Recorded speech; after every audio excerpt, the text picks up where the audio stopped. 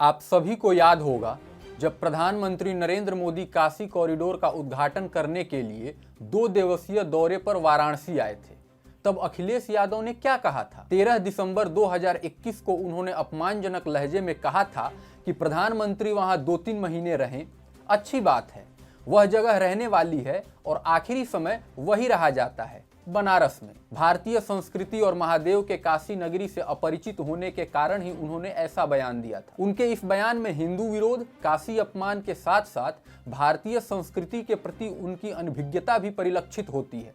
खैर, महादेव के प्रधान सेवक के रूप में मोदी योगी ने इस कॉरिडोर का भव्य शुभारंभ किया, पर उनके इस अपमानजनक बयान का जवाब प्रधानमंत्री मोदी ने अब बनारस में ही दिया है। नमस्कार, आप देख रहे हैं TFI, जो है भारत का सबसे बड़ा अल्टरनेट न्यूज मीडिया पोर्टल, और मैं अनिकेत राज आपको बताऊंगा कि कैसे PM मोदी ने अपने बनारस बाण से अखिलेश यादव को छलनी कर दिया है। दरअसल PM मोदी ने वाराणसी में भाजपा के बूथ विजय सम्मेलन में किसी का नाम लिए बगैर कहा, भारत की राजनीति में कुछ लोग इस हद तक गिर गए हैं, मैं किसी की व्यक्तिगत आलोचना करना पसंद नहीं करता, लेकिन जब सार्वजनिक रूप से काशी में मेरी मृत्यु की कामना की गई तो वाकई मुझे बहुत आनंद आया। उन लोगों ने तो मेरे मन की मुराद पूरी कर दी। इसका मतलब यह है कि मेरी मृत्यु तक न काशी के लोग मुझे छोड़ेंगे और न ही काशी मुझे छोड़ेगी। प्रधानमंत्री मोदी ने आगे कहा, मुझे विश्वास है कि काशी की सेवा करते करते अगर मृत्यु लिखी भी होगी तो इससे बड़ा जीवन का सौभाग्य और क्या होगा। उन घोर परिवारवादियों को यह मालूम नहीं है कि यह जिंदा शहर बनारस है।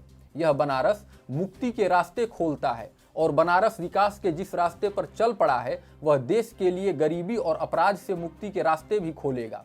यही मार्ग परिवारवाद में जकड़े भारत को लोकतंत्र की मुक्ति का रास्ता भी दिखाएगा। वैसे तो अखिलेश यादव के मूर्खतापूर्ण बयान पर प्रधानमंत्री जवाब न भी देते तो भी चलता, पर अपने जवाब में जिस खूबसूरती के साथ उन्होंने बनारस की जिंदा दिली को उभारा है वह अद्वितीय है। हिंदुओं के लिए वाराणसी दुनिया के सबसे पवित्र शहरों में से एक है। जब 5 पांडव राजकुमारों ने कौरवों के खिलाफ धर्म युद्ध जीता था, तब अपने युद्ध के पापों का प्रायश्चित करने के लिए वे काशी आए, जिसे बनारस या वाराणसी नाम से भी जाना जाता है।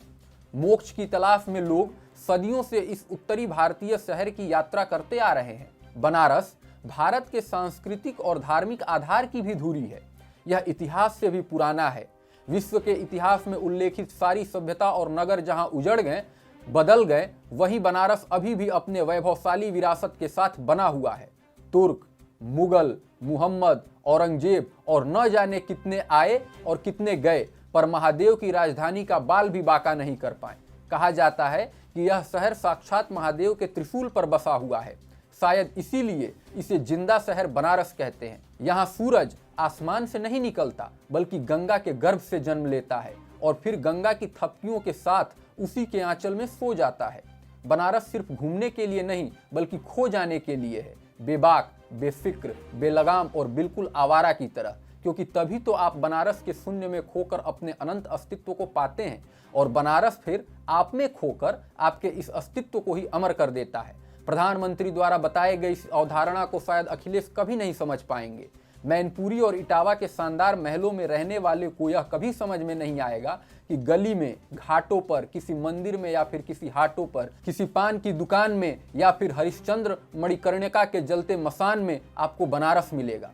हंसते गाते, नुक्कड़ पर ठहाके लगाते, लोकतंत्र उपजाते और राजनीति बतियाते हुए आपको बनारस की जिंदा दिली दिखेगी, पर अखिलेश जैसों को तो यहाँ पर सिर्फ मृत्यु ही दिखती है।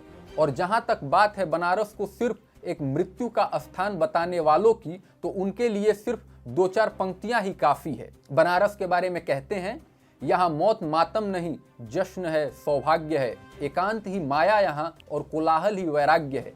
शायद इसीलिए बनारस को जन्नत नहीं, जन्नत से ऊपर कहते हैं। यहाँ सिर्फ पुण्यात्मा नहीं, साक्षात शिव बसते हैं, और जो शिव के साधक हैं वह बस एक ही ख्वाहिश रखते हैं कि वो जिए कहीं भी मगर मरे बनारस ही। बनारस की अस्मिता पर प्रश्न उठाने से पहले अखिलेश को यह सोचना चाहिए कि एक सनातनी का सौभाग्य बनारस के दर पर दम तोड़ना होता है, और यह बात नरेंद्र मोदी जैसा सच्चा भगवाधारी ही समझ सकता है। यह बात उनके पल्ले नहीं पड़ेगी। हाँ, एक बात वो अवश्य याद रख ले कि इसी बनारस में परिवारवाद और वंशवाद की मृत्यु होगी और फिर वो भारतीय लोकतंत्र के मोक्ष का संवाहक बनेगा।